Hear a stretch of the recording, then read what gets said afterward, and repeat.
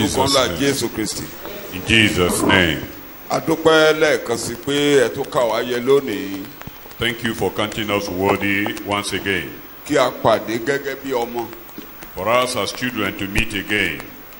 A sì wólẹ̀ torí a fẹ́ gbà látọ̀dọ̀ yín. We've actually humbly presenting ourselves because we want to receive from you. Torí inú ọ̀rọ̀ lẹ ń gbé. Because you dwell in your word. Inú ọ̀rọ̀ lẹ ti ń gbórí wa sókè. You lift us up in your word. Inú ọ̀rọ̀ lẹ ti ń tú wa mọ́. Through your word you remove us. Gẹ́gẹ́ bí amọ̀kòkò. As a potter. Tó ń tú wa mọ́.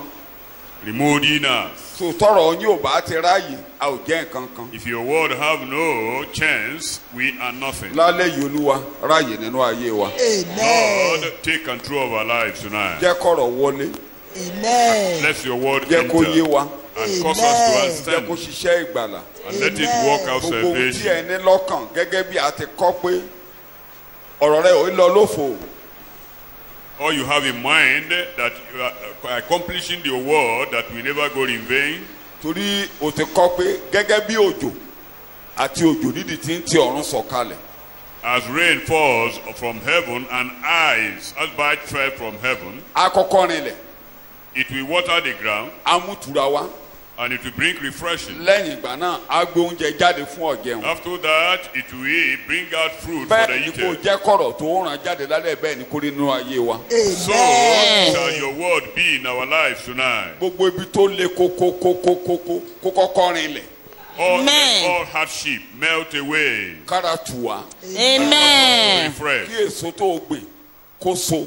And so that your seed sown will germinate and Amen. fall Kó tú through. ayé wa tò. Our Amen. life will be organized. Kógo jẹ́ tiyín. And Amen. glory will be Ní yours orúkọ alone. ńlá Jésù ni mo gbàdúrà. Amen. Àlá àkọ́kọ́ ti gẹ́gẹ́ bí àkọọ́lẹ̀ Dáníẹ́lì orí ìkejì. We are continuing with the first dream of Nebuchadnezzar according to the document of Daniel chapter 2. Orí kọkàndínlógún lẹ̀kọ́ alẹ́ ti máa bẹ̀rẹ̀ ó dẹ̀ máa bá wa dé orí kẹtàlélógún.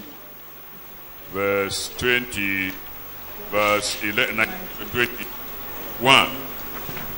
Ibi tí a parí ẹ̀kọ́ ọ̀sẹ̀ tó kọjá sí orí ẹ̀ ni a ti máa mú ìfáàrà wa ká tó máa bá ẹ̀kọ́ alẹ́ yìí lọ torí ó so pọ̀ ó so mọ́ra.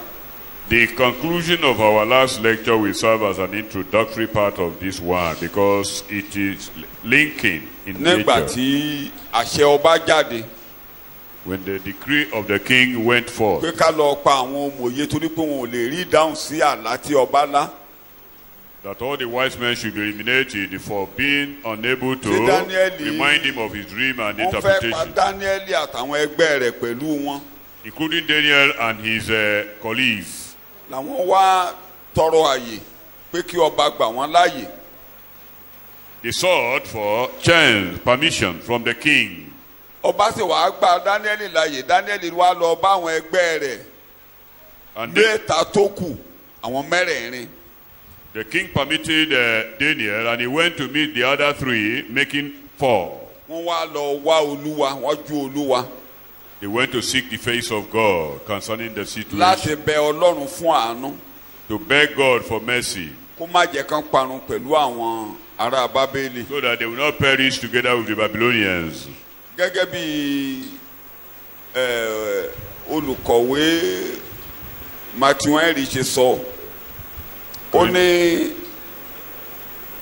àdúrà àwọn ọ̀rẹ́ tó bá jẹ́ aládùúrà ó yẹ ká bu ọlá fún wọn dáadáa That ká mọ̀ pé wọ́n valuable ṣe pàtàkì sí wa. friends who are prayer friends Yes, should be valued very well. thank you. A gbọ́dọ̀ bu ọlá fún wọn, a gbọ́dọ̀ mọ̀ pé wọ́n ṣe pàtàkì. We should value them, that they are very much important.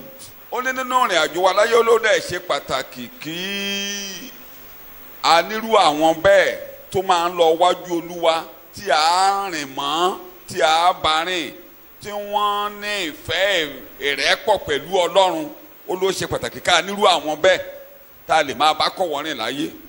He said it is worth celebrating people of that nature who have constant fellowship with the Lord, it's always good to be their companion. A gbọ́dọ̀ ní ìrẹ́pọ̀ dáadáa pẹ̀lú wọn. Ó ṣe pàtàkì. Should fellowship with them intimately. Ó ní àdẹ igi kan ò í ṣe gbó. Ó ní a gbọ́dọ̀ kò sẹ́ni tó lè dá dúró. A gbọ́dọ̀ máa ó ṣe pàtàkì fún wa. Ó jẹ́ nǹkan ọ̀ranyàn láti máa béèrè fún ìrànlọ́wọ́ àdúrà lọ́dọ̀ irú àwọn èèyàn bẹ́ẹ̀ lọ́dọ̀ àwọn èèyàn Ọlọ́run fún ìrànlọ́wọ́ àdúrà. We should not try to exist in isolation. We should always humble ourselves to the level of seeking for their prayers, giving them prayer point to pray on our behalf. Ó láwọn èèyàn tó bá tóbi lọ́dọ̀ Ọlọ́run tán tóbi dáadáa ló máa ń béèrè fún ìrànlọ́wọ́ àdúrà. He said that people who are highly esteemed before God usually ask for prayers of help from others. Àwa náà mọ̀ tẹ Paul apostoli gbogbo ibi ló ti ń béèrè pé ká fàdúrà ràn án lọ́wọ́. We saw that one of Paul. Everywhere he asked for the prayers of the church. Ó dẹ̀ mọ̀ pé òun lè nìkan dá ṣe gbó. He knew quite well that he alone Ó ní àwọn cannot tó ń bá make kọ́ it. wọ́n ní àwọn alábàáṣiṣẹ́pọ̀ tán jọ ń gbàdúrà. He has his fellow ministers whom they pray together. Mo ti rí àwọn ibìkan méjì pàtàkì tó jẹ́ pé Paul fẹ́ kó ń bẹ̀ tó jẹ́ pé wọ́n lọ sétí odò. Ó kúnlẹ̀ báyìí gbogbo ìjọ yìí káwọn bẹ̀rẹ̀ sí ń gbàdúrà fún. There were two important places when Paul was to depart from a particular territory. He was at the seashore, and the church gathered there to pray for him. Lọ́pọ̀ ọgbà gan wọ́n á tún bú sẹ́kún nígbà tán bá gbàdúrà tán jọjọ jọ́sìn tán. Some other times they feel nostalgic, and they would not like him to agbéraga go. lẹni tó bá rò kó agbéraga kódà tá a bá wádìí ẹ̀ dáadáa á jìnnà púpọ̀ sọ́lọ́run tó bá ti fi ìkóhùn òun nìkan lè dá ṣe. Anybody that feels that he alone can survive without others' prayer assistance must be very proud and arrogant, very far away from God. Nínú ìjọ tó ṣe pàtàkì ìbẹ̀rù tá a máa ní lọ́pọ̀lọpọ̀ ni pé àwa gan a ò gbẹ́kẹ̀lé ara wa débi pé a ò lè gbẹ́kẹ̀lé ènìyàn. In the church, the greatest problem we do have was that we don't even actually trust ourselves, let alone others. Ibi tí a dẹ̀ dàgbà mọ́ ló máa ń dàbẹ́ ni pé ó ń jẹ́ ká rò pé bóyá wọn á tójọ́ wa kán tó ṣe bá dúrà lágbà kán máa bẹ́jọ́ lọ. Our level of maturity also is reflective at this point. People do believe that if you tell people about your problem, they begin to disseminate their news. Allow them to do that. Ṣebí Ọlọ́run lẹ gbàdúrà sí. It is God you prayed to. Tọ́lọ́run bá dẹ̀ ti ṣe ó parí. And if God does it, that's it. Bọ́lọ́run bá dẹ̀ ti ṣe Ọlọ́run á ṣe lọ́jọ́ kan. And if God hasn't done it immediately, Ẹni bá we still do it. ẹlẹ́jọ́ kó máa bẹ́jọ́ ẹ̀ lọ ìyẹn oṣù And let disseminators continue with their project. Kókó tí à ń sọ níbi ìta nínú Daniel ni wípé Daniel ka àwọn ọ̀rẹ́ rẹ̀ yẹn tán jọjọ jẹ́ èèyàn Ọlọ́run yẹn ó kà wọ́n sí pàtàkì.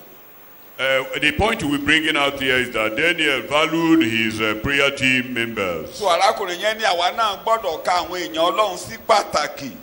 The brother here, Henry Matthew, he said that we should equally esteem Christians, other Christians. Àtàdúrà wọn ó gbọ́dọ̀ ṣe pàtàkì sí wa. Their prayers should be very much important to Tí us. àdúrà àwọn mẹ́rin yẹn ò bá ṣe pàtàkì sí kò ní kó wọn wọlé àdúrà lọ. If the prayers of those three Hebrew children were not valued or important, you wouldn't have fellowship with them. Ẹ rí i pé òun ni wọ́n fi ìran hàn o.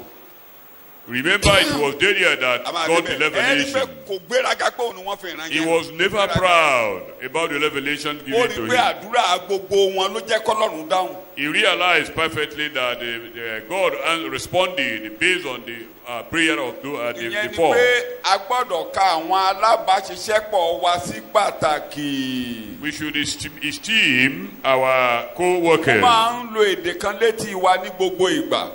I do remind us Pé often ká tó hùwà ká máa rántí pé ìjọ Ọlọ́run tí Kristi fi ẹ̀jẹ̀. that in whatever disposition we want to manifest, we should always have it in mind of the church of Mo God ń that tẹnu Jesus mọ́ redeemed lọ́pọ̀lọpọ̀ with his ìgbà blood. tẹ́ bá ti ń dì pẹ̀lú onígbàgbọ́ nínú ìjọ ẹ máa rántí pé àgùntàn tí Jésù wẹ̀ tó rà padà tó wẹ̀ mọ́. In our dealings and relationship with church members, we should have it in mind that they are sheep redeemed with Christ. bàbá wa Paul tiẹ̀ lo èdè ńlá kan nígbà tó ń kọ̀wé nínú Kọ́ríńtì kìíní orí kẹjọ orí kẹwàá ó ní ẹni tí Jésù kú fún orí kẹjọ gan ni. In chapter 8 of 1 Corinthians, ó ní má fọ oúnjẹ rẹ pákú. Paul was instructing the church about their lifestyle, that they should not kill a Christian whom Christ died for ká máa with rántí our pé food or anything we do. Kristi kú kẹ́niyẹn tó rí gbàlà káwa náà tó rí gbàlà. Remember that the existence of that Christian costs God Christ. So ojú yẹn la fi gbọ́dọ̀ máa wo ara wa gbogbo àléébù tó wù kárí nínú ara wa ẹni tí Jésù kú fún tó fi ẹ̀jẹ̀ rẹ̀ rà tó wẹ̀ mọ́. No matter our weaknesses and flaws, we should also have it in mind that this person has been redeemed by the blood ìgbà of tí Jesus ó máa Christ. parí ẹ̀ níbì kan ó ní ẹ gbára yín mára bí Kristi ṣe gbà yín mára ẹni tí ò bá ti gbà yàn mára Kristi ò gbà mára nìyẹn òun gan ti sọnù kì í ṣara àlẹ́ Ọlọ́run.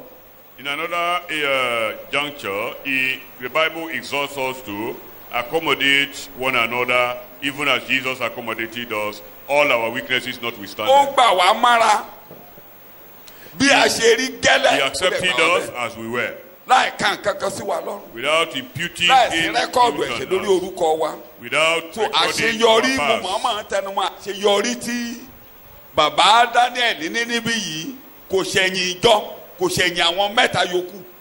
The success recorded by Daniel here is not outside the joint effort of the other three. A dẹ̀ gbọ́dọ̀ rántí pé You should also remember ohunkóhun tó bá ti ṣe pàtàkì sí wa ó kéré ni ó pọ̀ ó jẹ́ ohun tá a gbọ́dọ̀ gbé lọ sínú àdúrà a gbọ́dọ̀ kẹ́kọ̀ọ́ we yẹn lára should wọn. always have it in mind that no matter how infinitesimal, how little it is, whatever is important to us must be taken to prayer. ohun tó bá ti lè yọ wá lẹ́nu Whatever could trouble us, tó lè kó ìbẹ̀rù bá wa that could bring fear unto ó lè us, sọ wá nù ó lè gbé wa léṣù lọ́wọ́.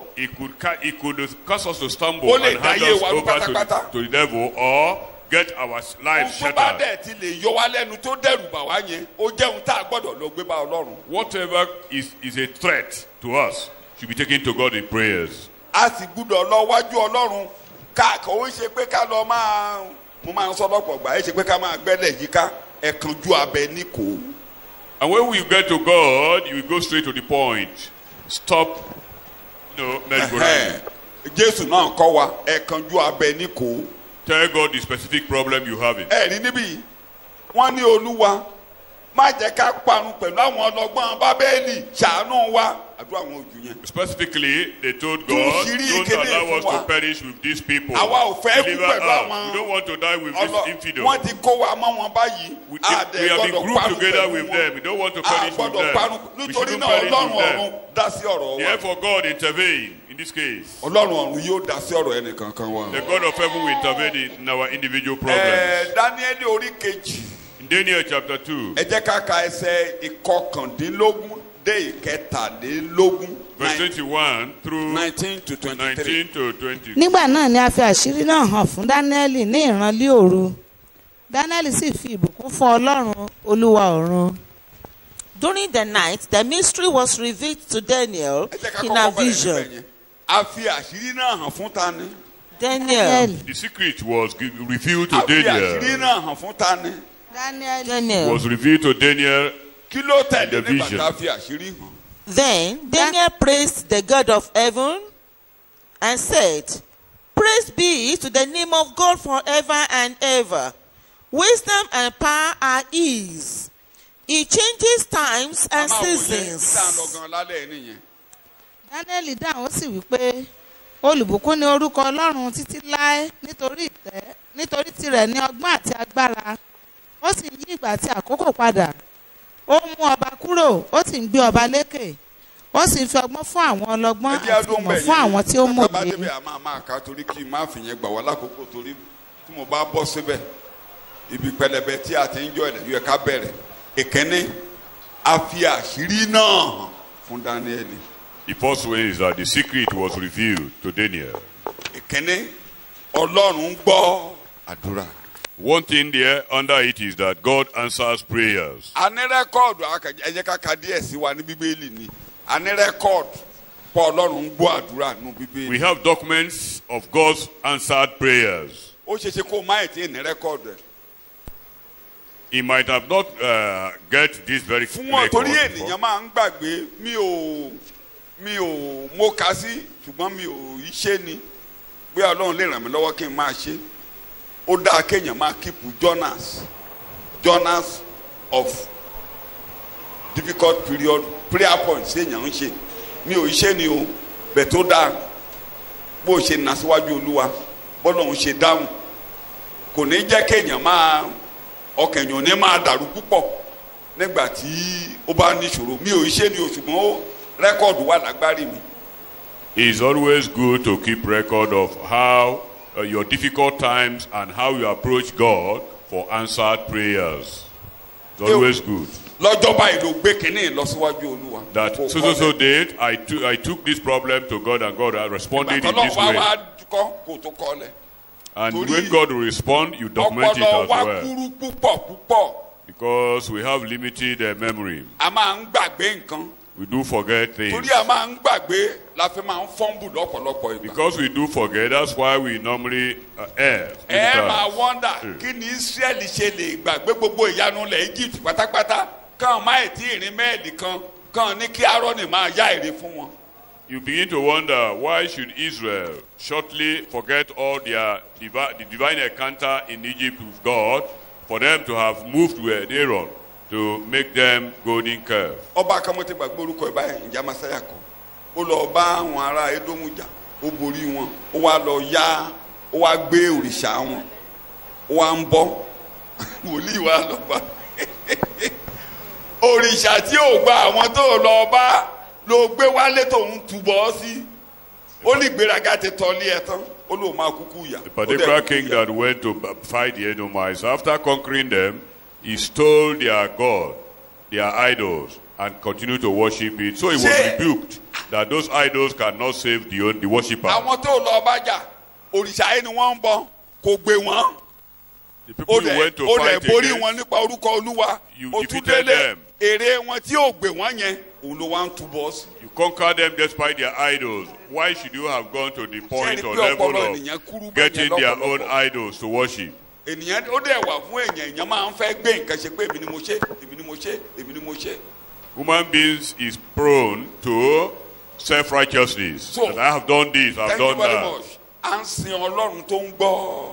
We worship God that answers prayer. Kódà èrù a máa bà wá tí a bá ní rẹ́kọ̀dù àwọn àdúrà míì kékeré tí a kàn rọra sọ tí ẹ̀mí àfàwẹ̀ tí mi bíi pé a serious tí a bá ní rẹ́kọ̀dù tí a bá ń fi nǹkan sọ́kàn èrù a máa bà wá á jẹ́ kẹ́ ẹ máa wólẹ̀ ẹ̀ ní fi àdúrà ṣeré rárá nígbà tó lọ́run bá ń dáhùn tẹ́ bá ń rí ìdáhùn rẹ̀. If we keep record of both small and big prayer points that God have answered in our lives, it makes us to tremble before God and not to play with prayers. Ìwà bá ẹ̀ bọ̀ pé eléyìí gan tí mò ń sọ pé mo gbàwọ̀ ọjọ́ mẹ́ta òru mẹ́ta ọ̀sán mẹ́ta wọn ò tètè dáhùn rẹ̀ bí eléyìí tí. You will tremble and fear God and even praise Him, worship Him, because when you remember some prayers that is not totally out of faith, but just saying it casually, the answer comes immediately. You will now give God the glory. Ká má lọ sí personal example ẹ jẹ́ kí fún yín ní àwọn àpẹẹrẹ bíi mélòó kan nínú Bíbélì fún àpẹẹrẹ. Let's go to the examples of the Bible. Nígbà tí ibi máa ń pè mí níjà lọ́pọ̀lọpọ̀ ọgbà nígbà tí Nehemiah ní orí kejì ó ti wọnú àdúrà pé Olúwa jọ̀ọ́ ṣojú rere sí mi lọ́dọ̀ ọba lórí kejì ó ti sọ yẹn torí agbọ́tí ọba ni pé òun fẹ́ tọrọ àyè lọ́dọ̀ ọba kóun rojú rere gbà. When Nehemiah prayed to God that God grant me favor before the king in chapter 2 of Nehemiah. Ìgbà tó wá dórí kejì tó wá lọ síwájú ọba. When he got to the presence of the king, he have not spoken. Ọba rí ojú rẹ̀ ó kẹ́wọ́rọ́ lọ́wọ́. The king observed his countenance, that the countenance was not as usual. Mo máa ń sọ fún wa tí a bá jẹ́ olórí ilé tàbí olórí ẹ̀ka kan tàbí kẹ́ne kan nínú iṣẹ́ Olúwa tí a bá láàwùjú àwọn tá à ń bá rìn iṣẹ́ wa dàbẹ́ ni pé kò pé dáadáa As a leader of any section of the ministry, if you are not observant, you cannot look straight to people's countenance. You are lacking in your leadership. Because the king discovered that the countenance of this man has never been in this worrisome state before.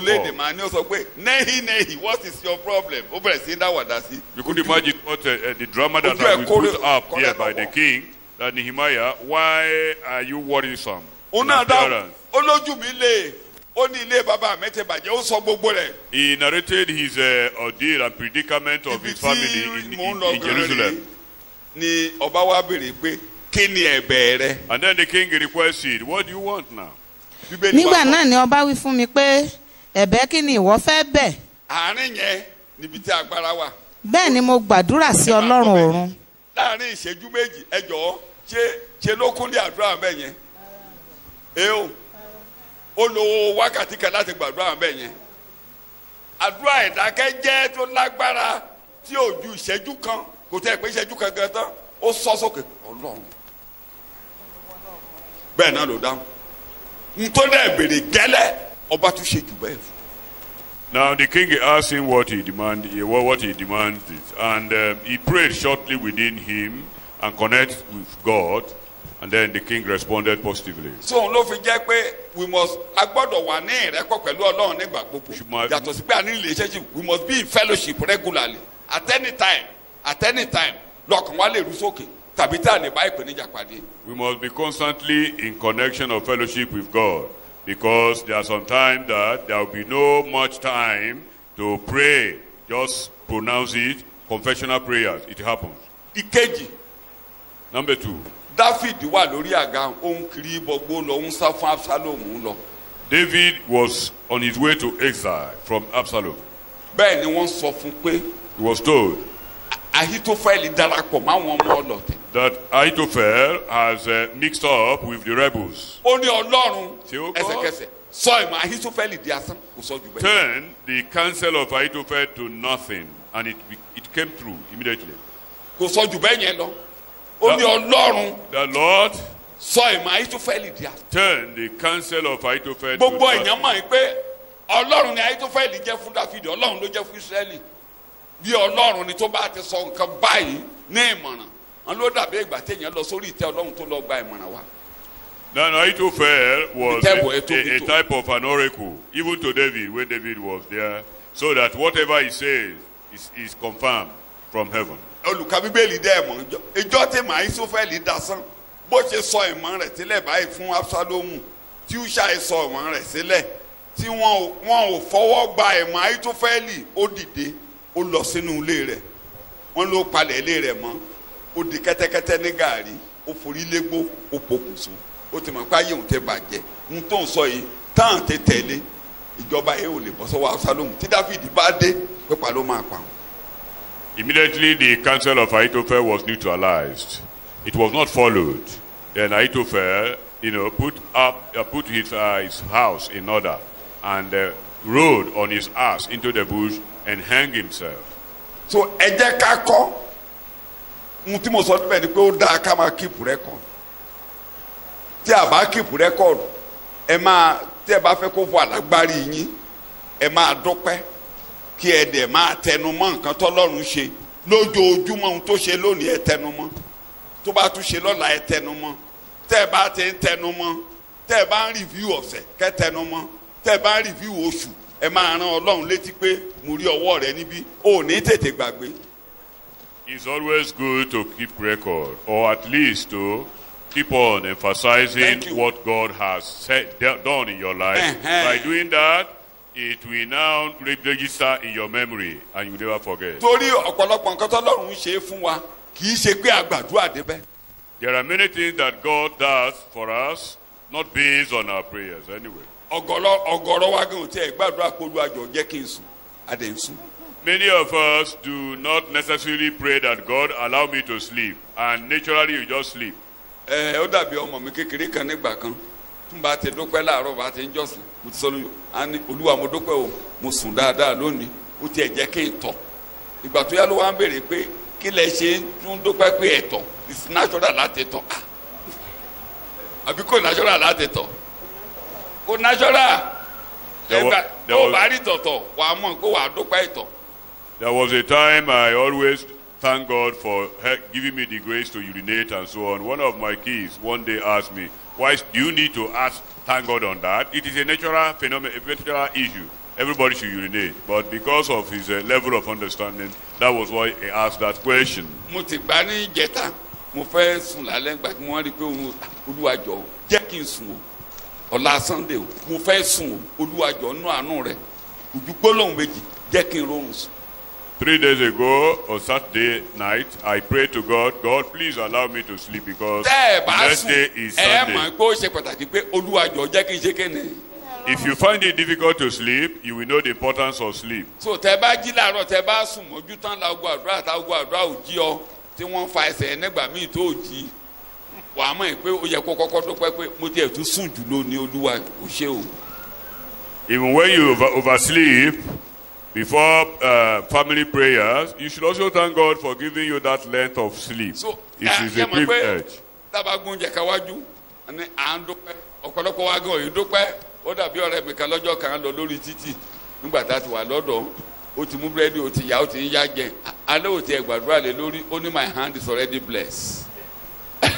You know, sometimes we don't even thank God on our food. We don't bless the food. Just like a friend of mine who bought the bread on the highway and continued to eat. We accused him of not praying. He said, no, my hand with which I touched the bread has been sanctified, has been blessed. It's very difficult for you to apprehend a Christian. They will give you a verse of the Bible to back up their action. Will you say that his hand was not blessed? Kò remove the fact pé Olúwa ò ṣe o. That his son had been blessed, we not stop him from praying and thanking God. God, I thank you for giving me the grace to eat. Téèyàn bá sick lọ́dọ̀ yín, ìbéèrè mélòó lẹ máa sábà béèrè lọ́wọ́ ẹ̀? If someone is ill beside you, you normally ask, have you eaten? Have you eaten? Have you slept? Or were you able to sleep?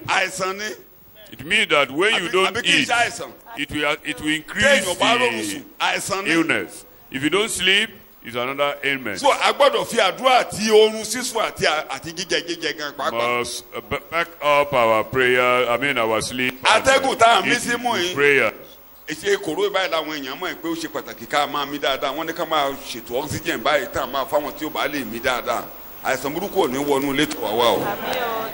Corona has reminded us that inhalation and exhalation is very important. Ọlọ́run ló fún aláyè ká máa mí dáadáa. God has given us the grace to breathe in and out properly. Ẹ̀yin náà mọ̀ bó ṣe máa ká yín lára tẹ́ bá ní aláìsàn tẹ́ gbé lọ sí Wesley tàbí tó hospital kan tán lọ gbọ́ oxygen fún ṣe làyà yín á máa já pé o ti fẹ́ àbí bẹ́ẹ̀ kọ́. Wọ́n ní oxygen màá ń gbé fún o oxygen ló lò látàná o oxygen ló lò látàná o wọ́n ti lo agolo kan tí wọ́n ti lọ ra agolo míì wọn ò ti gbọ́ oxygen kúrò ẹjọ́ ẹ fàdúrà ràn mí lọ́wọ́ o ìyẹn ni pé atẹ́gùn tá à ń mí tí a kà sí ó ṣe pàtàkì.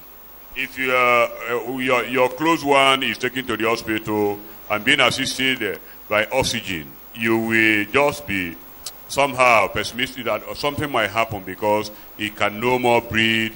Jẹ́ kí n ka Bíbélì díẹ̀ kí n mú àpẹẹrẹ kékeré díẹ̀ lórí àwọn àdúrà snapshot prayer tí Ọlọ́run dẹ̀ ń gbọ́. Ẹ́sọ́dù orí ìkẹẹ̀ẹ́dógún níbi tí wọ́n ti dé odò Mara. Exodus chapter 15. Wọ́n dé odò Mara. They go to the water of Mara. Wọ́n tọ̀wọ̀ wọn ò lè mú. Ẹsẹ̀ kẹẹ̀ẹ́dọ́gbọ̀n fún bí àkókò mi. Wọ́n sì ké pe Olúwa. Mósè ké pe Olúwa. Olúwa sì fi igi kan hàn án. Nígbà tí ó sì sọ sínú omi náà, omi sì di dídùn. Understand mi dáadáa o, two things níbí. There are certain things you don't know what to do until you pray. Àwọn ìkòríta kan wà tó jẹ́ pé a ní mọ̀ nǹkan tá a ó ṣe ó dìgbà tá a bá gbàdúrà. Tó o bá gbàdúrà ní iyì rẹ máa ṣí. It is when you pray that your understanding will be lightened. Ẹni bó ṣe gbàdúrà yẹn gbogbo ìjọ mẹ́kùn lọ́dọ̀ rẹ̀ wọ́n ní wo igi yìí. It was after the prayer that his understanding was enlightened to behold a particular tree from where a branch was taken. into the water. Gbogbo gbàtàn bẹ̀rẹ̀ sí mu omi ti change the taste within a second. When they started drinking the water, the normal taste came to be. Gbogbo ìkorò ayé wa Olúwa yóò bẹ̀ di pátápátá. All our sorrows will be turned to joy in Jesus' Tí a bá ti name. kó kòríta tó le ẹ lọ bọ́ lọ́hùn.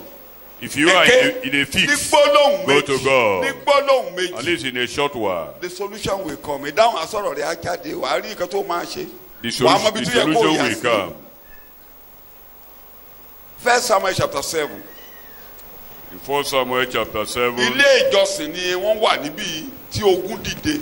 they were in service, in worship here, Wọ́n ń rúbọ. and the enemy Orí keje ẹ̀ka láti ẹsẹ̀ invaded ìkẹsùn them. sí kẹwàá. Àwọn Fílísítìnì dé lójijì. The Philistines came suddenly. Lójijì ni wọ́n yọ sí wọn. Suddenly, Ẹsẹ̀ they were ìkẹsàn. Samuel sì mú ọ̀dọ́ àgùntàn kan tí mu ọmú Bẹ́ẹ̀ni ó sì fi rúbọ ọ̀tọ̀ọ̀tọ̀ ẹbọ sísun sí Olúwa. bẹ́ẹ̀ni. Samuel sì ké pe Olúwa fún Ísírẹ́lì, Olúwa sì gbọ́ ọ.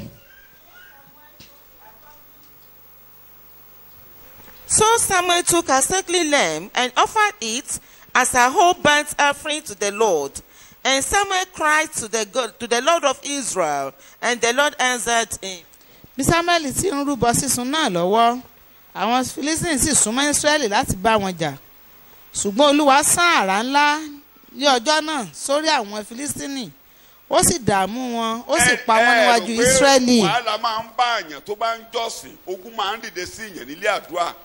Remember, even at times when you are in prayer session, the enemy might threaten you. Ilé àdúrà gan ló Problems might lágbára jù. arise. Ebẹ̀ lèṣu máa ń dojú ìjà kọ jù. The strongest prayer arena is where the devil Ẹ rí i targets. pé ọ̀pọ̀ ọ̀gbà ni àìlè gbà kì í ṣàwa. Ogun ló ń dìde sí wa. And Ẹ débẹ̀ ọkàn yín á máa rèrò kérò gbẹ́lẹ̀ dìde tẹ́ ẹ kó bíbélì yín tẹ́ ẹ lọ. there are some times when you are there, the devil will destabilize you, your heart begin to wander about, and eventually you might not continue with the prayers. Tẹ́ bá ti ń gbàdúrà lọ́wọ́, mo ní kẹ́ ẹ mú bírò tira, kẹ́ ẹ mú ìwé tira.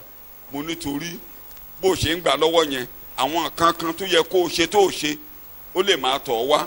Ọ̀rọ̀ akọ́ sórí ẹ̀. Later, kọ́lẹ̀, kó máa gbàdúrà yẹn lọ. Nǹkan yẹn ò lè bàjẹ́ títí wàá fi gbàdúrà tán. Ogun èṣù ló fẹ́ lé ọ nílé àdúrà o. Tó o bá ti fílẹ̀ pé o fẹ́ lọ ṣe, o padà wá gbàdúrà yẹn mọ́. O ní padà wá gbàdúrà yẹn mọ́. Tó bá ti lè fílẹ̀ báyìí, o lè padà síbẹ̀ mọ́. Mú bírò rẹ, later, I will come back later.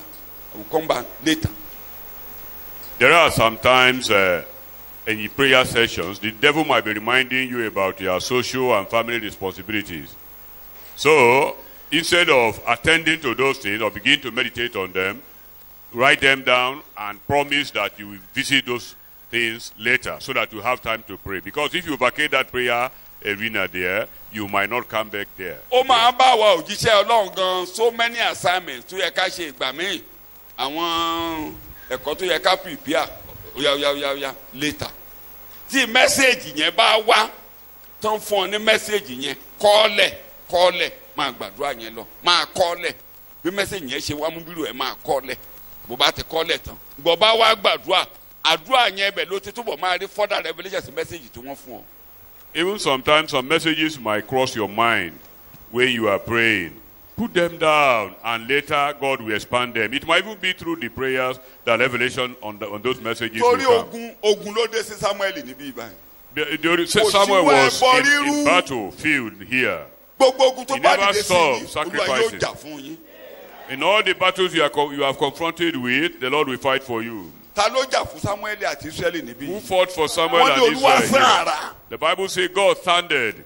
Olúwa sán àrá. God thundered. Bẹ́ẹ̀ ni gbogbo wọn dàrú pátápátá. And all the enemies were Ogun tó bá dìde sí ọ discomfited. Olúwa yóò dìde ogun sí wọn fúnra ara rẹ̀. All the hosts or foes against you, the Lord will discomfit Gbogbo them. wa ló mọ ìtàn bàbá Sakaraya fún ọgọ́rọ̀ ọdún tí òbí mọ nínú Lúùkù orí kẹ́ni. You also remember the story of Zechariah, who was barren for years in Luke chapter Wọ́n 1. dẹ̀ ti ń gbàdúrà tó dàbẹ́ ni pọ́lọ́run ò gbàdúrà wọn. They've been praying some apparently unanswered prayers to God. Ṣùgbọ́n ó wà nínú Ọlọ́run ti kọ́lẹ̀ Ọlọ́run tó dá ayé àtọ̀run tó dá òkú tó dá ilẹ̀ tó dá gbogbo ti kọ́ àkọọ́lẹ̀ àdúrà But wọn. God has documented their prayers, waiting for the appropriate time to Kíní kan ni respond. mo máa ń tẹnumọ́ fún wa ojúṣe wa iṣẹ́ ìránṣẹ́ wa ohun tó yẹ ká ṣe ẹ máa fayọ̀ ṣe ẹ má jẹ́ kí wàhálà ayé kan kó lé yín kúrò níwájú Olúwa. What I do emphasize often is that no matter what you are passing through, maintain consistency in your service to God. Do what you should do at the right time. Máa ṣe. Òun ni olórin yẹn ní máa ṣe iṣẹ́ lọ máa ṣe rò pé a kò gbàdúrà ẹ̀dùn rẹ̀. Ọjọ́ ìsinmi bọ̀ kọ́kọ́. ṣàrọ̀ dúró máa ṣe kú. Maintain your integrity, your stand before God. All the Bàbá problems ìdúró. notwithstanding. Kò torí tí kò gbọ̀jẹ̀gẹ́ wọ́n ló wà ní mímọ́ ó ń jọ́sìn ó ń ṣe ohun tó yẹ kó ṣe níwájú Olúwa nígbà gbogbo ó wá kàn án báyìí láti lọ kò ní kẹ́lòmíì gbapò òun olórí olórin gbapò rẹ̀. This man, Àwọn èèyàn wà bẹ́ẹ̀. despite the barrenness and the attached shame and mockery, he continued his service and he never absconded Yeah. or ran away.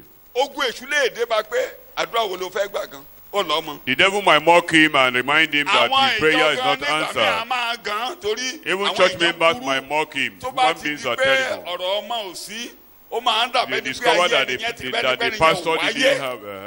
Bẹ́ẹ̀ni yẹn ò wáyé ló máa ń rí sí ọ̀gọ̀rọ̀ èèyàn kò dẹ̀ They rí might bẹ́ẹ̀ term him kò sẹ́ni orí ẹnìkan tó gbọ́ ọmọ lọ sọ́run rí. a vain person. Nobody ever Paul takes his àpótélì child to ò ní heaven. ìyàwó débi pé kò bímọ láyé. Paul the apostle didn't Nínú àwọn have a àpótélì wife nor ta ni gbogbo children. wa mọ̀ jù. Among all the Yeah. apostles, Paul Mi ò sọ pé òun ló máa gbèrè Paul jùlọ was o. prominent. Mi ò sọ bẹ́ẹ̀ o. I'm not saying that he's going to get the greatest A reward. bímọ o. We will Ọ̀pẹ have nìkan ò children. bímọ. Ẹ má jẹ́ ká máa rò pé bóyá torí pé kò ti bímọ ayé ẹ ti dasán. Ẹ rí i pé mo máa sọ láàrin yín tipẹ́tipẹ́tipẹ́. We should not think Mo máa that sọ̀rọ̀ bàbá because kẹ́kọ̀ọ́ someone wálé has púpọ̀ no púpọ̀ tí child, ọlọ́mọ kan láyé. his Mo máa- life had been àwọn mad. àwọn pọ̀ gan. Wọ́n Yeah. pọ̀ nú ayé tán ti kọjá lọ tán ti lọ ayérayé. There are some ministers who have passed through this world without biological children. Mo ń kàwé kan nígbà tí mo gbàgbọ́. I read a book when I Kàwé newly yẹn for a long got time. born Tó again. ní pé mi ò ṣe tí kódà mo máa lọ search website wọn. Herald of his coming. Bí newspaper ní báyìí ó pọ̀ àwọn ẹ̀kan lára yín ti lè rí mọ́ ẹ ti lè rí rí. Herald of his coming Jalawi ní báyìí bí newspaper náà ti máa ń tẹ̀. Family tó bẹ̀rẹ̀ ministry yẹn wọn ò bímọ kan láyé títí wọ́n fi kú. And that ministry continue for men. Revival tó kó bá wa gbogbo generation wa nígbà tá a gbàgbọ́ kò sẹ́ni tó lọ́hùn fọwọ́ kan bàbá yẹn ti máa ń fún wa tá a máa ń gbà lọ́dọ̀ ẹ̀. There was a ministry responsible for the production of Herald of his coming. It set many spirits on fire. But the family that started it didn't have any biological child in a this ṣe world. research a lọ sí gbogbo ibi tí revival ti ṣẹlẹ̀ a sọ àwọn ènìyàn bẹ́ẹ̀ tẹ wá tí ọlọ́run lò ọkàn wa gbiná pé tọ́lọ́run bá lò lágbájá ọlọ́run á lò mí ó máa ń mú ọkàn wa gbiná ni. He usually do a very strong research about revivals and the people of God has used kódà to use it to revive the ọ̀pọ̀lọpọ̀ current nígbà yẹn children ìjọ of God. ọ̀pọ̀lọpọ̀ nǹkan tí a mọ̀ inú ìwé yẹn la ti mọ̀ tí òtá bá dọ̀rùn lónìí báyìí tán bá ń pín èrè á gbèrè pé ó wà lára àwọn tó tírèènì irú mi. So many of us got insight into many things through that very ministry. So if in heaven people are to be rewarded, it will be also be rewarded for contributing to my life. àwọn kan lè ṣebí bàbá ló ẹni bímọ ló lọ fẹ́ súre fún wa ẹlòmíì gan lè má dúró ìyẹn gan lè fẹ́ discourage ṣùgbọ́n kò jẹ́ kóhun discourage yìí. Don't be discouraged. Don't be by any human being. Ṣe ojúṣe tiẹ̀ ń tó wù kéèyàn ó tó. Don't be intimidated. Má jẹ́ kẹ́nikẹ́ni dẹ́rù bà ọ́. Má jẹ́ kẹ́nikẹ́ni halẹ̀ mọ́ ọ. Má jẹ́ kẹ́nikẹ́ni yọ ọ́ lẹ́nu. Ṣe ojúṣe ẹ̀ níwájú Olúwa. Just play your own role. Don't mind what people of flesh or circumstances might say. Wọ́n á kógbó sí ọ lápò. Because they will intimidate Àti you. ìjọsìn láàárọ̀ yìí tí mo ní kí èmi àti pọ̀pọ́ mi ká máa gbàdúrà fúnra wa. Ibi tá a ka Bíbélì dé náà ló fà á o. A ka Bíbélì gbà tí ìjọ pẹ́ àbí tí Mósè pẹ́ lórí òkè. Gbogbo ìjọ kó ti Árónì. Can Aaron ṣé ó yẹ kí Aaron yá èrè ẹ̀yin ọmọ Ọlọ́run ṣé ó yẹ kó yá èrè? Bẹ̀tẹ̀ bá kà tẹ̀yẹ sísàlẹ̀ ẹ̀ rí i pé wọ́n kó tí ṣe ló sun ó rẹ̀. Mo á sọ fún pọ̀pọ́ mi mo ní ṣé ò rí báyìí. Jẹ́ ká bẹ̀ lóhùn tìra wa. Mo ní ìjà tá ń jà nù ṣọ́ọ̀ṣì àti ìjàjà aṣọ báyìí. má jẹ́ kó rẹ̀ wá o à ló máa sún wa kò gbọ́dọ̀ sún wa ìgbà tó bá yá ni Aaron náà kílẹ̀ fẹ́ ṣe Aaron náà wá tó bá wù yín kẹ́ ṣe amíjàjà aṣọ ní ṣọ́ọ̀ṣì kan mọ́ mo ní tí a bá jà dáadáa àti ìragbèrè rí mo ṣe sọ làárọ̀ ènìyàn mo ní tí a bá jà ìjà yẹn dáadáa mo láti ìmọ̀ nǹkan tó ń jágbèrè ọkùnrin tó lè stand kọ́bìnrin máa ṣí àyà sí kó pọ̀ kọ́bìnrin máa ṣí àyà sí fún ọ ní gbogbo ìgbà ọkùnrin tó lè farada ó pọ̀ when máa ṣí di sí. we were praying for each other this morning after reading the document of Moses. When Moses tarried on the mountain, the people moved Aaron into constructing a golden calf for them. One began to wonder, should Aaron have gone to the level of encouraging idolatry? When we were praying for each other, that we should be consistent in battering it out against dressing, that is indecent dressing in the church and every other thing. Because if we are tired and allowed people to do what they want to do in the church, it might be equivalent to Sodom eventually. I do beg God not to alter the word of God. You might say that my teachings are not fiery. Nígbà tó ń ṣẹ̀kọ́ lórí ibi tí à ń kà tí mo ní ìyàwó mi kàn lé láàárọ̀ yìí ó ní ẹ̀mọ nǹkan tó ṣẹlẹ̀ ó ní nǹkan táwọn èèyàn ń fẹ́ làwọn òjíṣẹ́ Ọlọ́run ń ṣe lónìí torí pé Jésù pẹ́ àbẹ́ ìṣe bẹ́ẹ̀ ni nǹkan táwọn èèyàn fẹ́ ẹ̀kọ́ tó máa ràn wá lọ́wọ́. I cannot become a motivational preacher because of you. Let me preach Christ. Tó bá wù ọ́ gbà mo máa ń sọ dára ojú ọ̀run tẹ́ yẹ fún láì ṣe kẹ́ni. I won't be intimidated to drop my message. Christ died for our sins according to the scriptures. According to one of our father Oguniro, he said that when he was reading this Exodus 32, that people, ministers of God today, they tilt towards the desire of the church. What the church wants is what they do. But I have made up my mind by the grace of God, I will not do what people or preach what people like, but preach Christ crucified and risen again from the dead. This man might say that he's already waxing old. That, okay, what I've done, God take care. He played his own role and went away. May your office not be desolate. It was that day that his blessing came. He didn't go for the ministration that day. Probably it would have ended. You don't know the day God will encounter you. You don't know where God will bless you. You don't know the person God will send.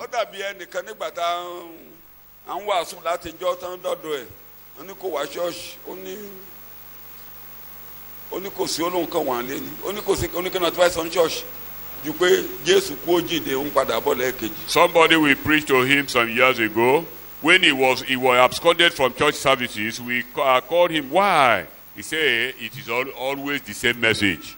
Jesus died and rose again. Any other new thing? And he's coming back again. Of course, he said the truth. But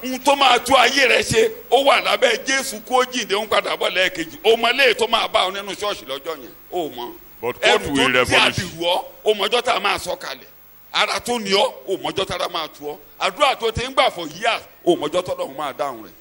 You don't know the particular day God will pay attention to you. So that's why one should not overestimate or try to abscond because of circumstances. As much as possible, be on your duty post. Amen.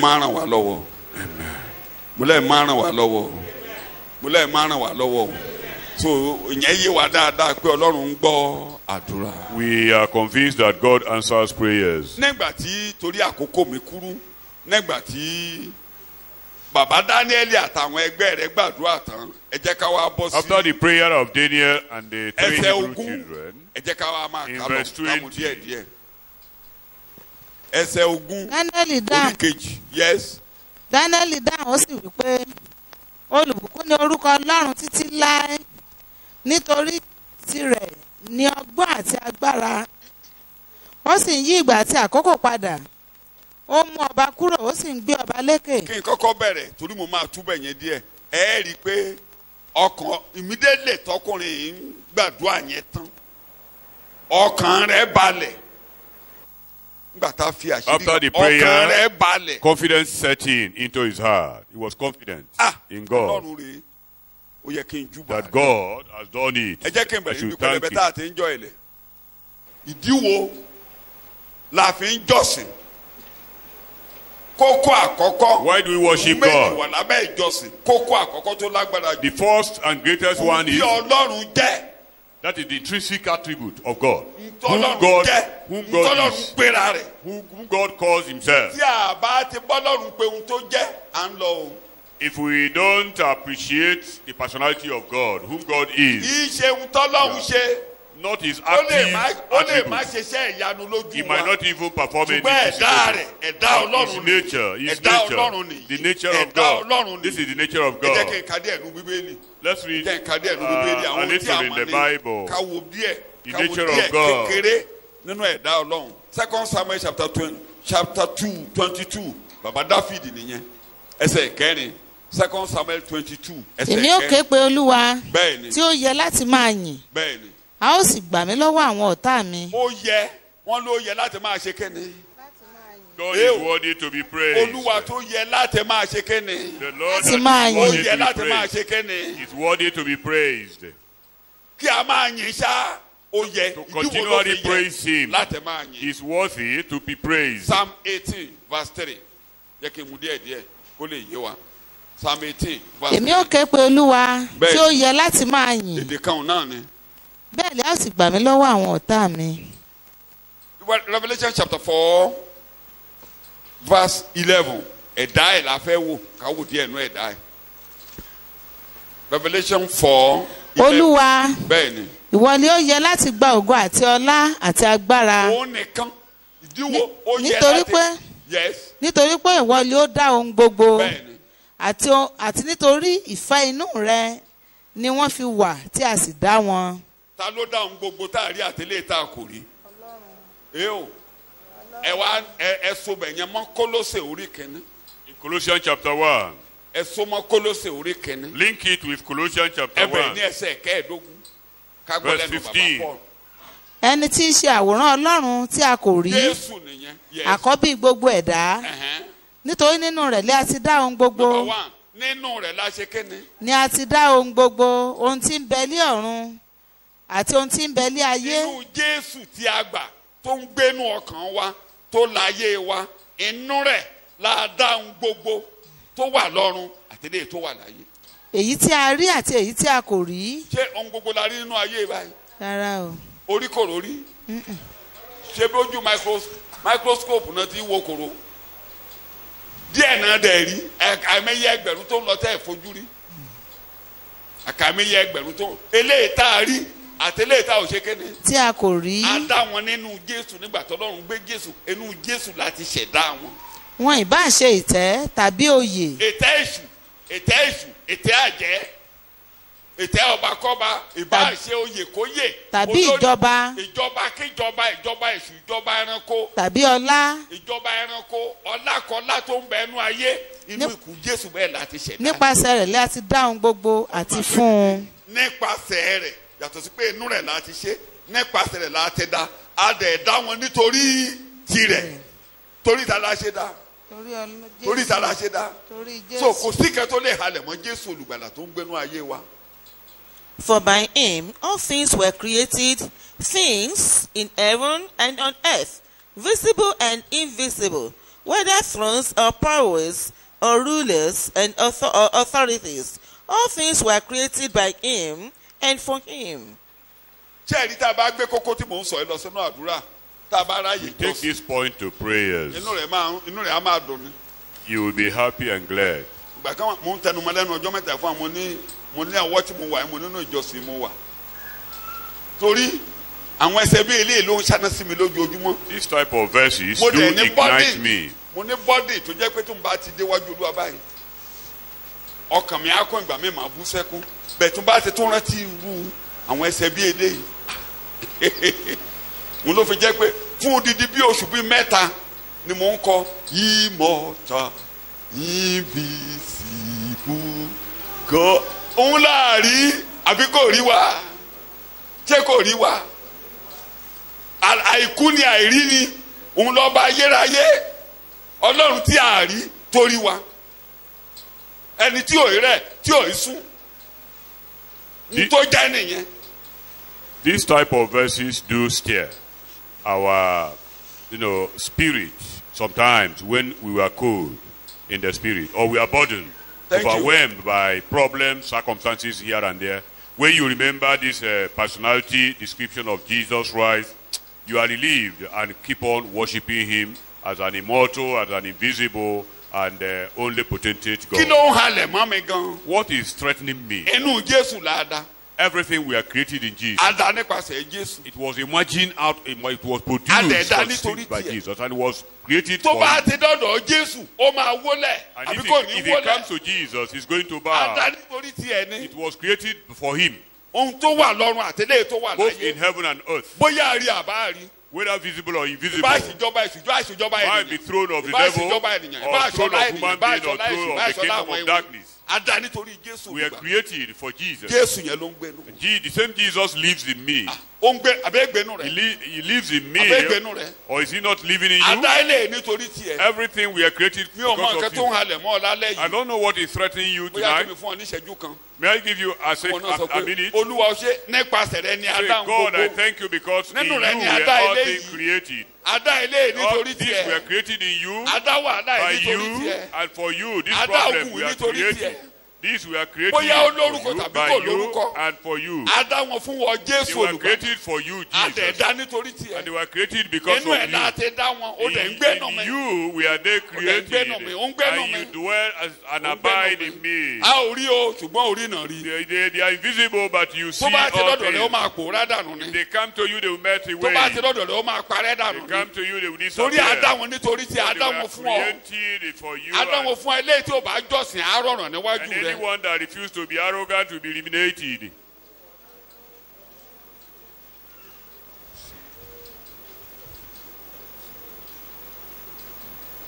Jésù Olúwa wa. Ẹ ká bẹ̀ yẹn díẹ̀ sí. Ẹ jẹ́ kí n kàn fẹ́ ṣe bí méjì mọ́. Wọ́n pọ̀ sí Bíbélì. Tẹ́ bá bọ́ sínú Àìsáyà gan ẹ bẹ̀rẹ̀ sí. Òun sì wà ṣáájú ohun gbogbo. Tó ti gbọ́. Àti nínú rẹ̀ lé ohun gbogbo dúró ṣọ̀kan. Tó bá ṣáájú ẹ̀ kó jáde. Òun sì jẹ́ orí fún ara. Can you extract anything that has been before Jesus? Nothing. And he himself existed before all things. Before all things. And in him all things consist. All. And in him all things consist, cohere, and are held together. Right. All things agree together, got knitted, joined together, glued together. All that are gods together and all that are devil, Jetson.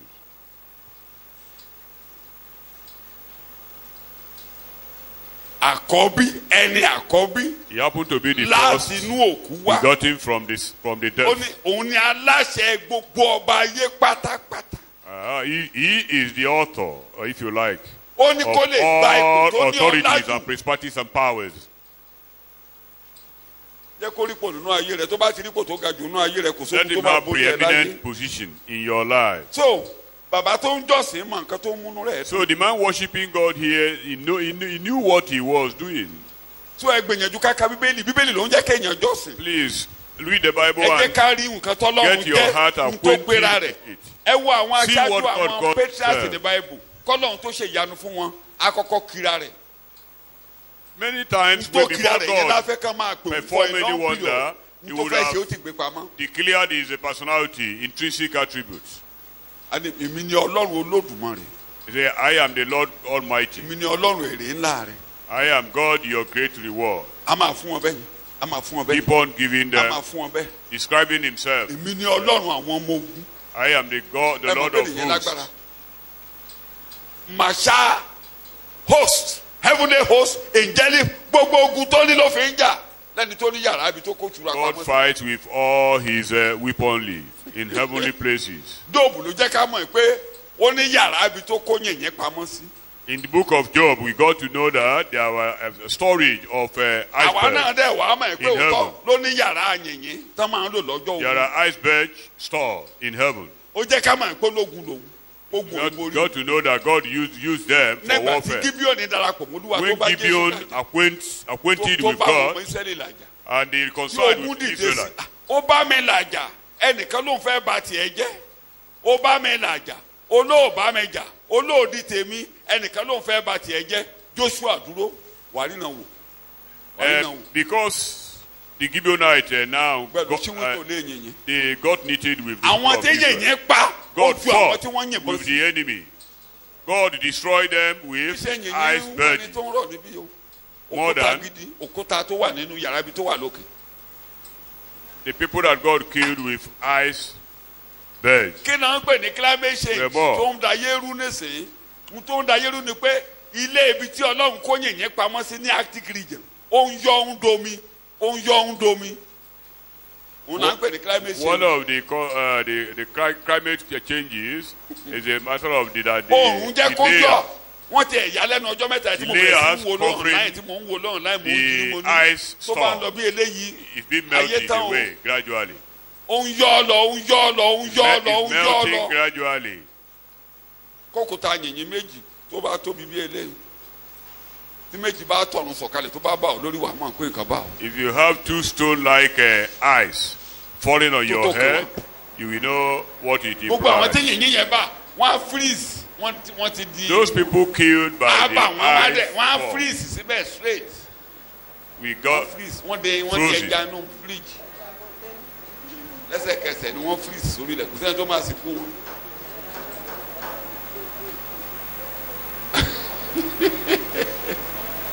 Hallelujah kí n gbọ́ lẹ́nu rẹ̀ ayé. hallelujah. Sọ bẹ́ẹ̀ Ọlọ́run àwọn ọmọ ogun sọ bẹ́ẹ̀. the Lord Ọlọ́run of àwọn ọmọ hosts. ogun. Kí ni mo pè é? The Ọlọ́run Lord àwọn of ọmọ ogun. hosts. Òun ló lógun fúnra rẹ̀ ìwé bẹ́ẹ̀ òun ló lógun He fúnra is rẹ̀. the man ológun of fúnra war. rẹ̀. Tóun tó pera rẹ̀ ní ká máa bá pè é. Let's call him what he calls Tó bá ti himself. pera rẹ̀ lórúkọ ẹ máa bá pè é. Call Àti him gbé what orúkọ he ara ẹ̀. calls himself. Timothy Kéní orí ìkẹfà ẹ jẹ́ ká wo ẹsẹ̀ 15 to 16. First Timothy chapter 6, kí wọ́n á bọ́ sọ́dọ̀ verse bàbá Daniel 15. tó èyí jọ́ tí sí. yóò fi hàn ní ìgbà tirẹ̀. o èyí tí yóò fi hàn ní ìgbà tirẹ̀. alẹ́ ni ọ̀tọ́ máa fi hàn ẹni tí í ṣe olùbùkún àti alágbára náà kan ṣoṣo. underline olùbùkún Is the blessed one, the blessed one powerful, ẹni tí a fúnre lé lórí tó bá ti gbọ́wọ́ olùbùkún ni òun ló ń bùkún ni He is the òun one gan that olùbùkún, blesses. òun ló ń bùkún ayé ènìyàn. he is the one that blesses one's life. ọba àwọn ọba. Ta ló súnre lé ọ lórí bó o ṣe wà yìí. Who has blessed you as you are ẹgbẹ́dẹ̀ tí here? a lò fún Ísírẹ́lì nígbà táwọn kan lọ ń ṣèpè ó ní mo ti súnre lé wọn lórí. God told Balaam and Barak that I've blessed the people of Israel. Mo ti súnre lé wọn lórí. They are blessed. Jésù súnre báyìí ló dúró sáré. Àlàáfíà fún blessed yín. and Àlàáfíà declared, fún yín. peace be unto Ẹnìkan lè you. yí èdè yẹn padà. Nobody can change Ew. that utterance. Why are you afraid? Máa sọ olùbùkún nìkan ṣoṣo wúbẹ̀. That Ọlọ́run olùbùkún nìkan God ṣoṣo. is a ọlọ́run blessed olùbùkún God. nìkan ṣoṣo. Olùbùkún ni ọ́. He's the one that Wọ́n ló ń blesses. bùkún èèyàn. You bless him. Wọ́n ló ń máa yé èèyàn You tóbi. bless people. Ẹni tó bá ti bùkún ayé ò lè dá sán. Anyone you bless is blessed. Ṣàmìlẹ̀ kó kan lẹ̀ dáadáa. amen. Underline. Òyìnbó pe ní King James the only potentate. The only. Which in his times he shall show who is the blessed and only potentate. Only. So ẹ má bá wọn dáṣà pé èṣù lágbára. Don't call what people call confederacy, confederacy. The only ẹnìkan ṣoṣo tó ní agbára. Ọlọ́run ẹlẹ́dàá. The King of Lords. Òun nìkan ló ní agbára. He's Kí the ni only mo pè? one in his wọn class. ló ní agbára. Kí ni mo pè? He's Ó the only nìkan ló one ní in his agbára. class. Bá ti yí ọbẹ̀ wà á máa tẹnu mọ́. If you get understanding of it, you will emphasize it. Welcome. Òun ni mo sọ lójú yín ọ̀rẹ́ mi tó wà ládó tó síkì lẹ́nu ọjọ́ mẹ́ta yìí wọ́n ní àwọn kan ló ń ṣèpàdé mi ìfẹ́ mi wọ́n ń ṣèpàdé lérí ìfẹ́ mi tó gba Jésù òjíṣẹ́ Ọlọ́run tọ́lọ́run rán lọ́wọ́ mo ní kán múra sí ìyẹn gan ló mo sọ lójú ìyẹn gan ló bí mi nínú ó bí mi nínú gan. I heard that people conspired against in the supernatural against a minister. Say it's just vanity. ó rẹ́rìn ó nínú nǹkan ọdún ó ní tí mo bá rọrẹ̀ mi báyìí ó ló yà wọ́n lẹ́nu ó lóun fẹ́ sòótọ́ fún mi ò gbọ̀dá ó ní ẹ̀rù ń bà wọ́n pé wọ́n ti hàn mọ́ ibi tó máa já sí torí ilé ibi tọ́rẹ̀ mi ń gbé 2 bedroom flat ní ó kọ́ mọ́ ṣọ́ọ̀ṣì bẹ́ẹ̀ tó ti ń kọ́lé kan ó kù díẹ̀ kó parí ilé yẹn wọ́n lọ múra sí ilé yẹn wọ́n múra sí gidigidi mo débẹ̀ mo nílé òtí tó kó sí o mo ní kí anda sí mi before you know it wọ́n ti kó lọ́ọ̀bẹ̀ wọ́n ti gbé lọ́ọ̀bẹ̀ ó yẹ lè rìn ẹ̀ṣá gbé ó ló yá bóyá ó máa kú. mo fi wọ́n rẹ́rìn. People are only afraid that the man might die. mo bá wọn ni pé ó lè kú tí mo dẹ̀ mọ̀ pé sẹ́ni pé ẹ̀ tí ẹ̀ dárúkọ èṣù sọ̀rọ̀ rẹ̀ tí tó bá jẹ́ pé à ń sọ pé kẹ́nẹ́kẹ́ ló ń ṣàgọ́ ara rẹ̀ ṣùgbọ́n ẹ̀ ń sọ pé èṣù ni torí pé ẹ̀ dárúkọ èṣù ni tó bá fẹ́ kú tẹ̀lé ẹ̀ ní kú. Because they want to link his ailment to the attack of the devil. It is neutralized already. Ó bí mi nínú ni àwọn kankan máa bí mi nínú. I was infuriated. Ó bí mi nínú. I was infuriated. lẹ́yìn tí wọ́n sọ pé wọ́n ẹnìkan ló wá bá lórí títì tọ́wọ́ ò bá tẹ̀tì á tẹ̀sẹ̀ pẹ́. Ẹ̀ẹ́dẹ̀ sún ṣe ọmọ rẹ̀ lónìí. They are almost all. I think everybody is a graduate today. And this is a man that people threaten that if we are not able to get you, we will get your children. And nothing happened to the children till today. Nothing happened to him nor his children. Ó ní kẹ́ tó lọ sọ́dọ̀ ó ní ìtìlẹ̀ máa gùn lọ sọ́dọ̀ ìṣẹ́pẹ́ ó ní kẹ́ múra sí. Ìgbà tí wọ́n tíra ètí mo sọ lójú yín tí ọwọ́ ò ká ìgbà ni wọ́n lọ síbi mọ́tò rẹ̀ tó ń ṣí táǹkì mọ́tò rẹ̀ tó ń fa epo gbẹ náà ń fa epo jáde ni wọ́n dá inú táǹkì ẹ̀ ni wọ́n dáná sí. When they discover they cannot eliminate him spiritually, they burnt his vehicle. Jeep ni wọ́n rà dípò rẹ̀ ẹnìkan rà dípò rẹ̀. Another person bought Jeep in the emplacement of that. Ayé ò lè dàrú sọ bẹ́ẹ̀ ayé ò lè dàrú. Your life cannot be alágbára náà thwarted. kan ṣoṣo wí bẹ́ẹ̀. Ìwọ ni alágbára náà kan God is the ṣoṣo. only potentate Ìwọ God. nìkan ni alágbára. He is the only Ìwọ one that nìkan ló has lágbára láyé power. àtọ̀run. He is the Lórí only ilẹ̀ one lórí that òkun lórí created òkun heaven gbogbo and táyà àti earth. ìlẹ̀ta The kù. only potentate Alágbára God. náà kan ṣoṣo. The only potentate God.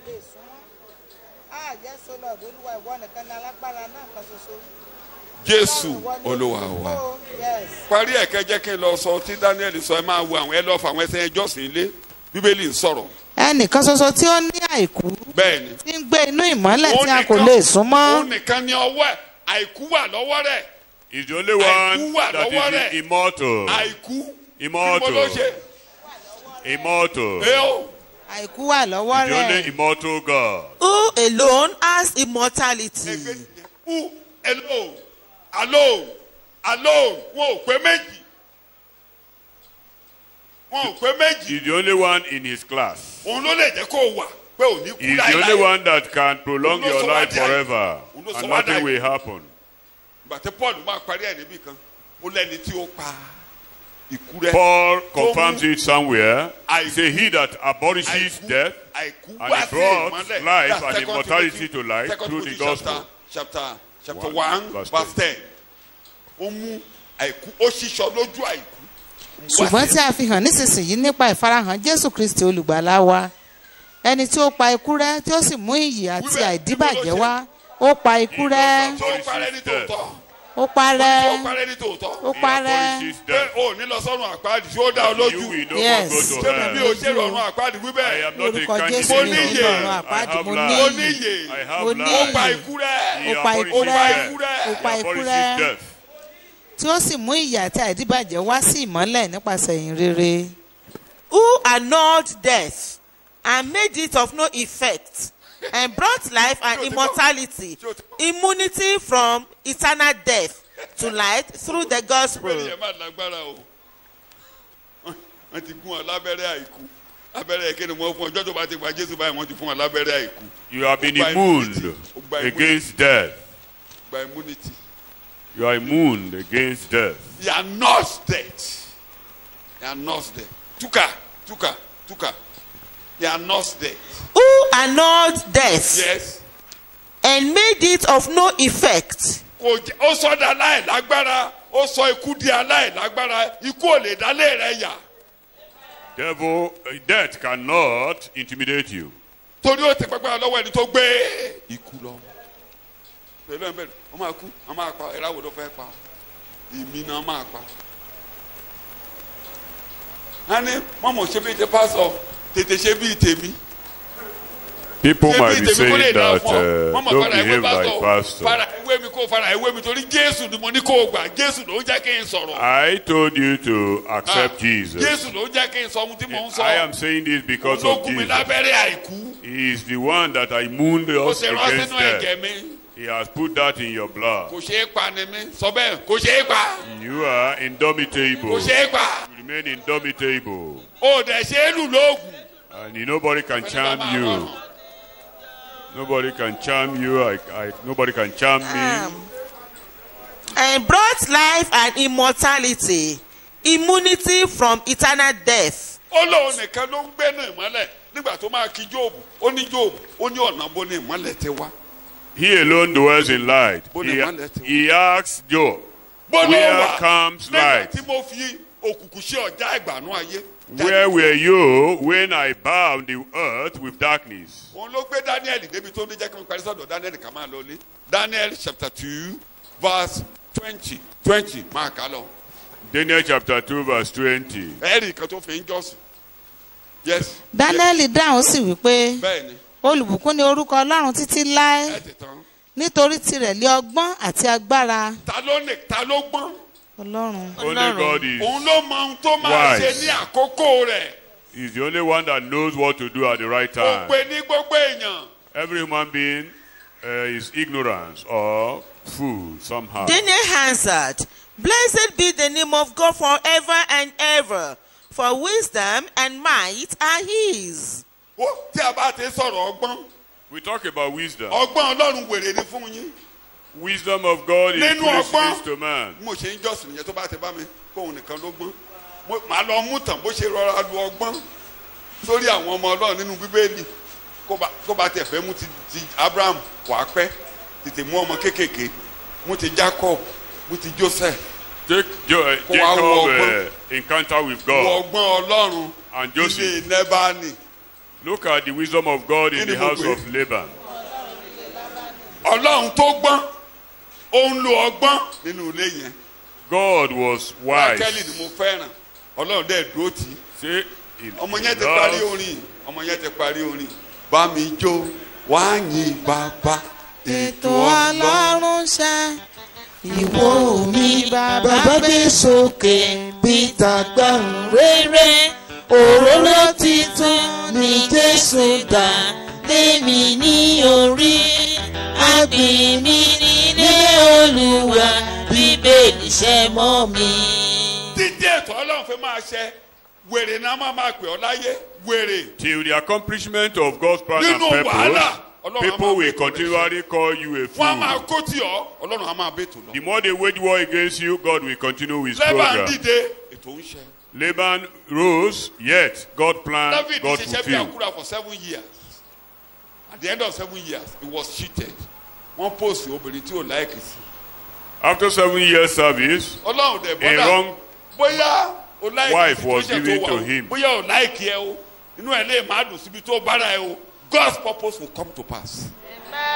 whether you like the situation or not, the You may plan not of like God it. will be accomplished in your He life. didn't like Leah. He didn't like Leah. You might not like Leah, He didn't just like like Leah. Tó bá Jacob. ti fọwọ́ kan ọmọ jáde ọkùnrin bìrì ọkùnrin But mẹ́fà. she kept on Okay, no. producing male children. Kò dẹ̀ láìkì ẹ.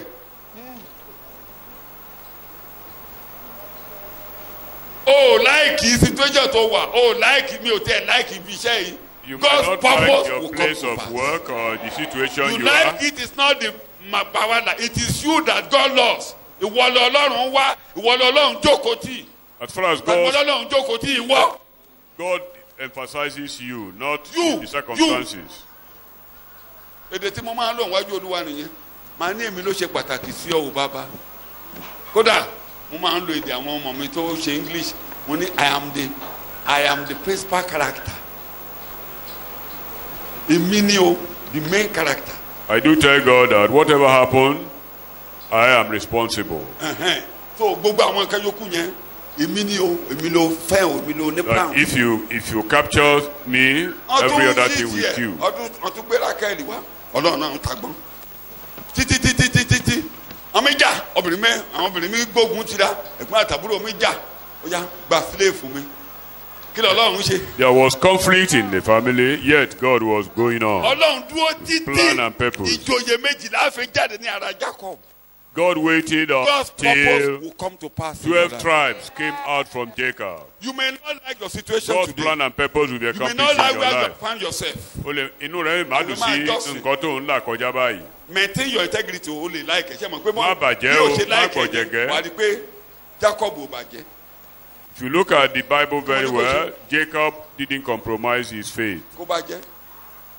Ó tó yá o ti bá mi ṣiṣẹ́ kí ló máa jèrè iṣẹ́ okay 20 years ó ní ogún ọdún ni mo ṣiṣẹ́ ó ní ó pa ọ̀yà mi dání. Ìgbà He swindled Ọlọ́run ò him jẹ́ 10 kó- times and he worked for the man for 20 years.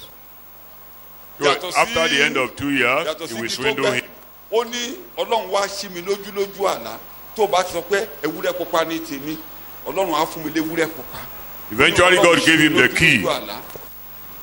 Nínú ọgbọ́n Ọlọ́run tán kéwúrẹ́ akọ látọ̀ In wọn God's wisdom, wọ́n dà sínú ọgbà. God blessed him with his expectation. Àbí àwọ̀ bí àlá rẹ̀ yóò ṣẹ ẹgbẹ̀ẹ́dógún gbogbo ayé ìbá kójọ lórí ọ̀rọ̀ rẹ̀ ó kọjá láì farapa. The brothers of Joseph told him, we will now see whether your dream will come true. Let them gather together. You are going to succeed in Jesus' name. Ta ló mú àláṣẹ? God is a fulfiller àbúrò rẹ̀ of àwọn dreams. aráalé ẹ̀ ló mú àwọn ló ti débi tá láti ṣe àwọ̀ bóyá àláṣẹ bẹ́ẹ̀ ni wọ́n mú ẹja ká gbé mú tèé ká láàárọ̀ yìí. His family members Wọ́n jù sí kòtò. moved Bẹ́ẹ̀ ni wọ́n him jókòó. towards the Bẹ́ẹ̀ ni wọ́n fulfillment bẹ̀rẹ̀ sí ní of his jẹun. dream. Bẹ̀rẹ̀ sí ń jẹun. Oúnjẹ yẹn ni wọ́n ń jẹ lọ́wọ́ tí àwọn ará Ismaili ń kọjá lọ́nà. Wo ẹ̀ má jẹ́ ká pa bọ́ ẹ̀. Ẹ jẹ́ ká sọnù. He just conspired not to kill him Gbódúgbó rẹ̀. and sold him. Bí àwọn gbólọ̀ To an wà láì unknown tẹ̀ máa land. sìn. Àwa jọba dé wa lórí. Kó máa yígbó àtúgbódúgbó lọ. Bẹ́ẹ̀ ni wọ́n ta tí wọ́n gbowó ẹ̀ sá. He was sold to slavery. Lẹ́nìkan ní kí la ṣe fẹ́ rìpọ́ọ̀tù lé. Ọya ìpa ẹran. Somebody say, how do we convince our father? Ti bọ̀ nú aṣọ. They killed one Wọ́n of ti bọ́ their aṣọ ọrùn rẹ̀. kids Wọ́n wá and délé. dipped the cloth into the blood and showed to the father. Dádì a kàn ń lọ ni. They reported to Yé him, wa o Joseph kọ́ṣẹ́ ìran níṣẹ́ ni. examine this cloth. Mo ní kó wá yín lọ. Ayé mi o. Examine whether this resembles your child. Èyí ni clothes. àwárí ẹ̀yẹ́ wò bóyá ó jọ aṣọ ọmọ This yín. is what we saw. Examine. Ṣé àmọ́ pé àwọn ẹkún burúkú The sùn? father mourned him alive. Bàbá wa wò báyìí. Aṣọ ọmọ mi ni Examine it. dájúdájú. See, Ẹ̀rẹ́kọ̀ búburú ti pa. assuredly, he had been Máa devoured by ṣọ̀fọ̀ rẹ̀ white títí beasts. màá fi lọ sípò. And he mourned him Ní bàbá and bẹ̀rẹ̀ made sí up his làwọn mind náà to jókòó go to tì. the grave Bàbá. in sorrow. Àmọ́ pé ẹran Joseph sí wa. Àbúrò mi, àbúrò mi, àbúrò mi, àbúrò mi. They might also join the father in mourning their brother.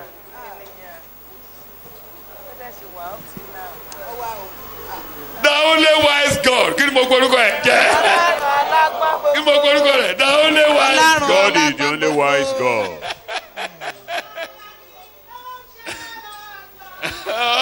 Kan.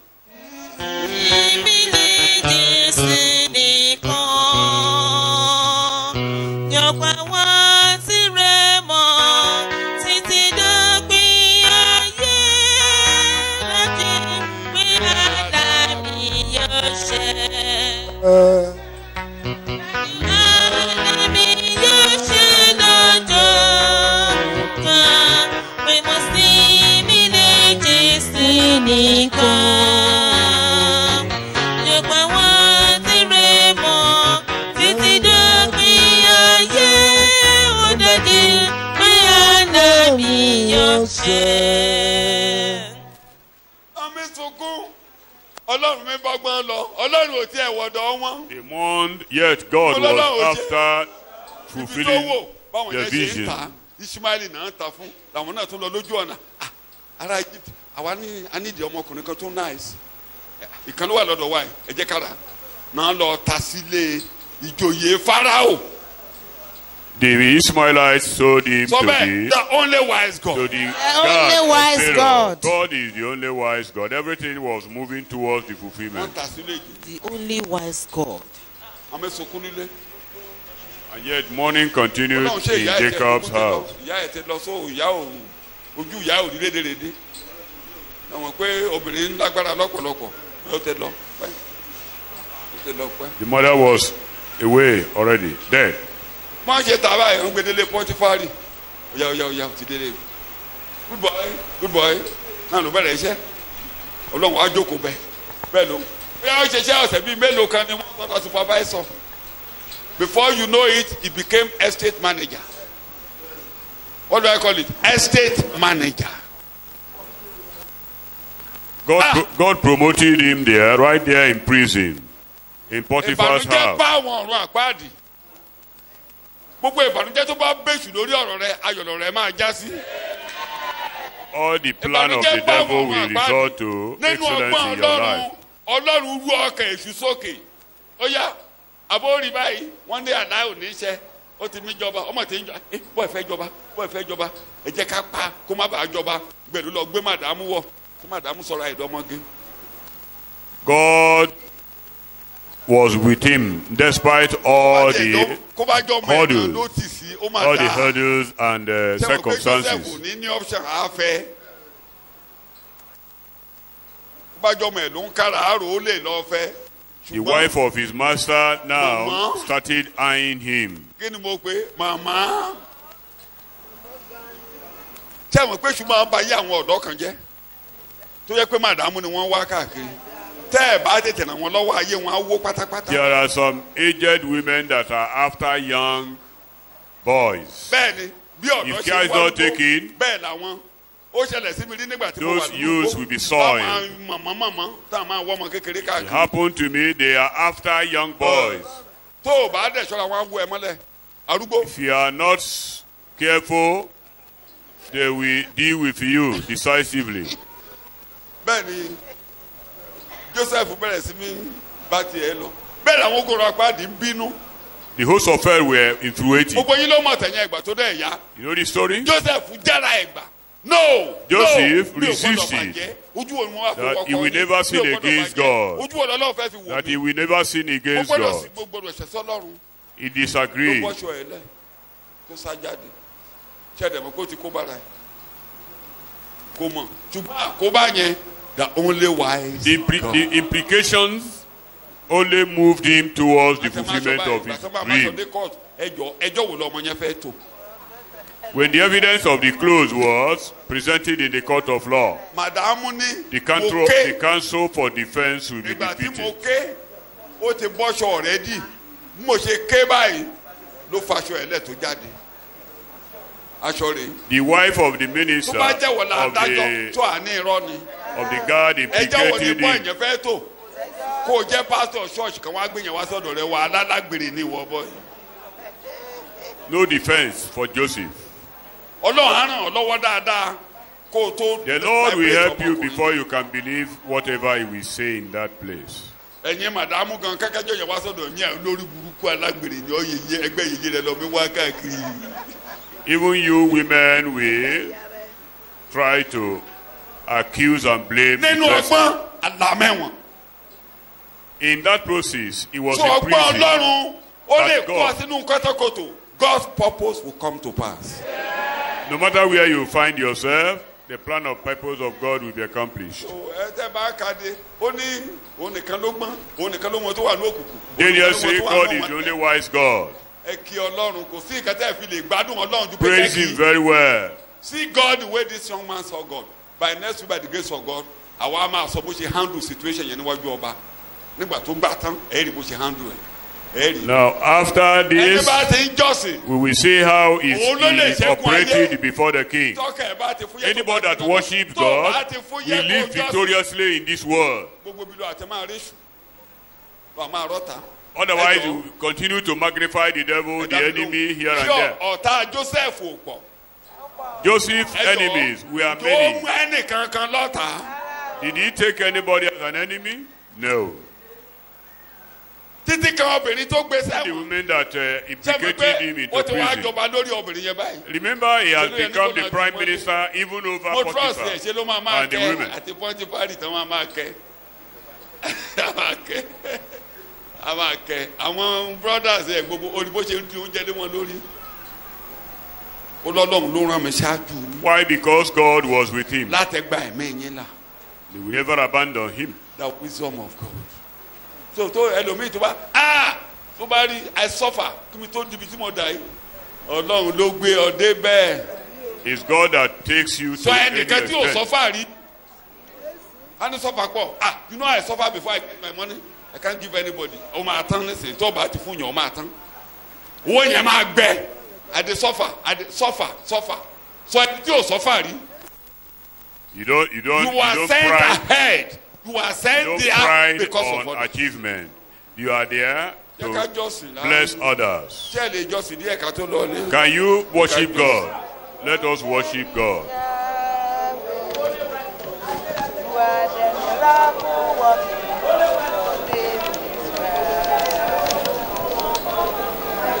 Ọlọ́run ọlọ́gbọ́n gbogbo dáwé. Your name is Yahweh. Jehova ìwọ ni Olúwa o, ọba wa. Ìwọ ni Olúwa. Jehova ìwọ ni Olúwa, ọba wa.